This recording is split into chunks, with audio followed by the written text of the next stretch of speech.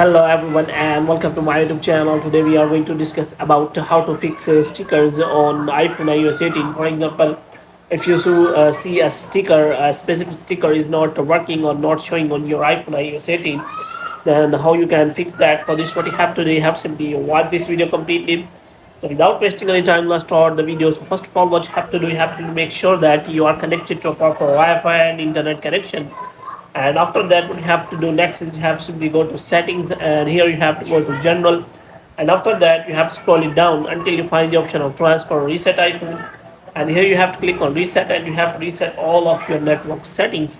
And after that, what you have to do next is you have to simply the latest version of iOS on your device. For this, you have to go to general and you have to click on software update, and if it is showing any kind of update, then you have to simply update the iOS version. And the next thing you have to do is you have to simply restart your device. After restarting your device, you have to check whether that sticker is now working well or not. And if the problem is still there, then you can simply go to settings again, and here you have to simply go to search bar, and you have to simply search for stickers. So after that, you have to make sure that the sticker settings is available.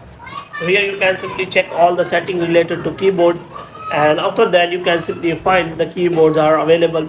So if you want to add a new keyboard, and you have to make sure that you are using the default keyboard on your iPhone, and if you are using any other keyboard, then you have to uninstall or stop that keyboard.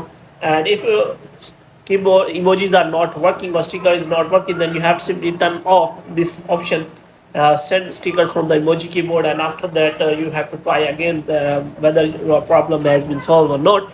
If the problem is still there, then you have to simply turn it on again, and you have to try it on your iPhone, and after that you have to restart your device, and after that you have to check whether your problem is solved. If the problem is still there, then you have to simply take the screenshot of the problem, and you have to contact the Apple support and ask for the solution. If the problem is still there, then you can also discuss it in the Apple discussion, so that you can get the solution from any iPhone user.